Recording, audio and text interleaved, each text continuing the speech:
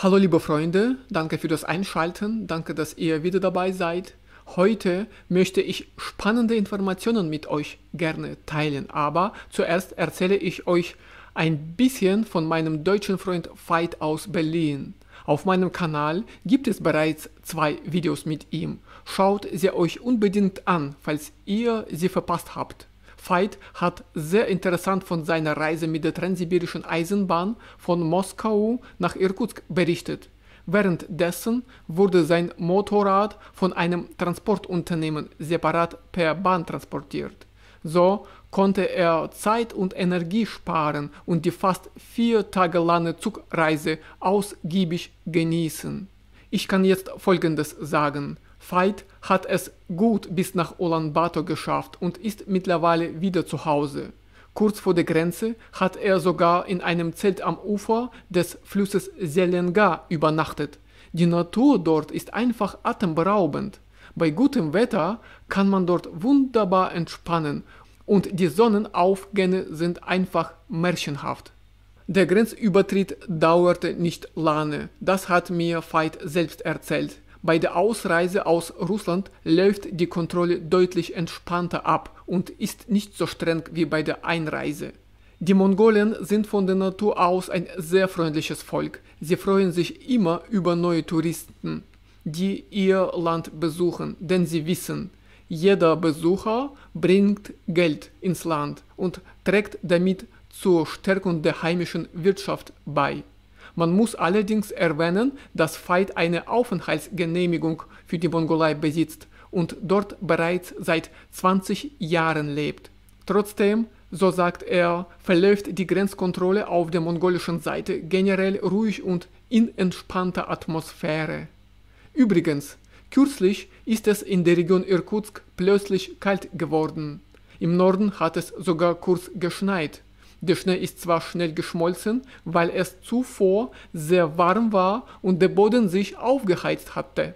Solche Wetterumschwünge sind in Sibirien keine Seltenheit. Aber der Sommer steht schon vor der Tür und ich hoffe, dass das Wetter bald stabil und angenehm warm wird. Anfang Juni plane ich eine kleine Reise an den Baikalsee, vielleicht nach Listwanka oder Sludjanka, wenn alles klappt. Außerdem habe ich eine Reise in meine Heimatstadt vor. Ein ehemaliger Klassenkamerad, der jetzt in Angarsk lebt, möchte seine Eltern besuchen und ich habe beschlossen, mitzufahren. Die Fahrt dauert etwa 12 Stunden. Ja, 12 Stunden mit dem Auto und das alles innerhalb einer einzigen Region Irkutsk. Zum Vergleich, ganz Deutschland kann man in 6 Stunden durchqueren. Russland ist wirklich riesig und wie man so sagt, es reicht nicht ein Land zu erobern, man muss es auch halten können. Und jetzt, wie versprochen, kommen wir zu einer interessanten Info für alle, die sich für Reisen nach Russland interessieren. Es geht um Touristen aus Ländern, mit denen Russland visafreie Reisevereinbarungen abgeschlossen hat. Wenn euch internationale Themen interessant sind, dann bleibt bitte dran. Diese Infos richten sich allerdings nicht an europäische Touristen, denn sie brauchen nach wie vor ein Visum für die Einreise nach Russland. Also, los geht's! Anfang 2021 wurde bekannt, dass in Russland ein neuer Service für Ausländer geplant ist, der digitale Profile speichern soll. Das Innenministerium erklärte damals, dass die Entwicklung dieses Systems ein Teil des Migrationsplans für 2020 bis 2022 sei. Konkrete Starttermine wurden jedoch nicht genannt. Im März dieses Jahres kündigte Ministerpräsident Michail Mishustin an, dass der Service ab dem 30. Juni 2025 starten wird. Ab diesem Datum müssen alle Ausländer aus visafreien Ländern, die nach Russland einreisen, ihre Fingerabdrücke abgeben und ein Foto hochladen. Diese Daten werden im digitalen Profil gespeichert. Der neue Service heißt Gosuslugi RU-ID. Im vergangenen Jahr sind fast 9,5 Millionen Ausländer nach Russland eingereist. Laut Innenministerium befinden sich etwa 640.000 davon illegal im Land. Bei Kontrollen wurden etwa 550 Personen abgewiesen, die versucht hatten, ihre persönlichen Daten zu ändern. Der neue Service Gosuslugi RU-ID ist für Ausländer genauso wie Gosuslugi für Russen. Über diesen Service kann man seinen Besuch in Russland melden und verschiedene Leistungen nutzen, eine Krankenversicherung abschließen, sich bei der Polizei anmelden und vieles mehr. Das Profil enthält alle wichtigen Daten, Name, Staatsangehörigkeit, biometrische Daten, Arbeitserlaubnis, Wohn- und Arbeitsort. Außerdem können Ausländer mit diesem digitalen Profil Arbeitsverträge abschließen, ihre Ausbildung bestätigen, Steuern und andere Pflichtzahlungen leisten und wichtige Benachrichtigungen erhalten, zum Beispiel über das Ablaufdatum von Dokumenten oder die Notwendigkeit, das Land zu verlassen. Der Service wird zunächst im Testbetrieb laufen. Wie funktioniert das Ganze? Ausländer können ihr Profil selbst in der App erstellen. Dafür registriert man sich, lädt ein Foto und die persönlichen Daten hoch und gibt den geplanten Zeitraum des Aufenthaltes an.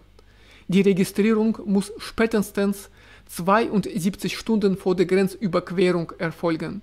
Nach der Registrierung erhält man einen QR-Code, den man beim Grenzschutz vorzeigen muss.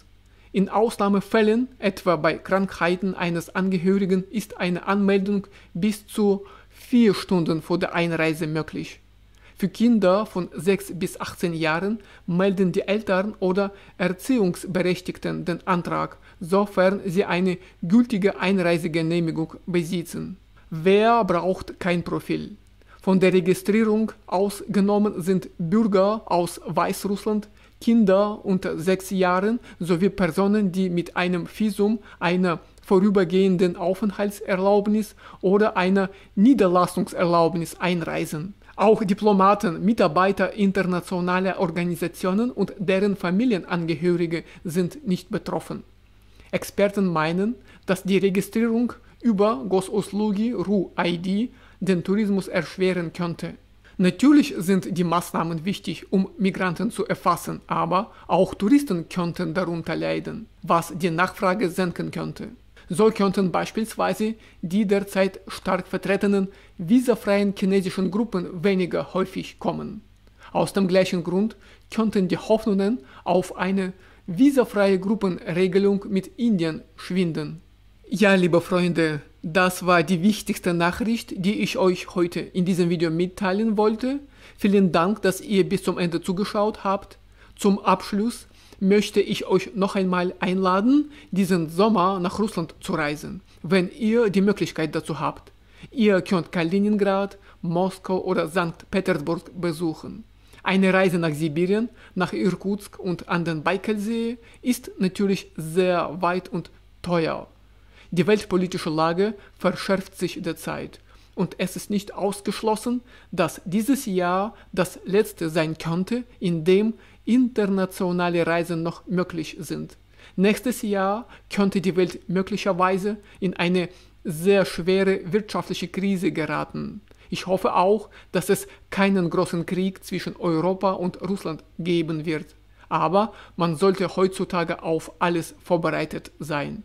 Wenn ihr Fragen zum Leben in Russland habt, schreibt sie gerne in die Kommentare. Ich beantworte sie immer gerne. Bitte teilt dieses Video mit euren Freunden, wenn ihr glaubt, dass sie sich für das Leben in Russland auch interessieren. Also, liebe Freunde, ich wünsche euch alles Gute im Alltag und viel Erfolg bei der Arbeit. Bis bald in einem neuen Video auf meinem YouTube-Kanal. Tschüss!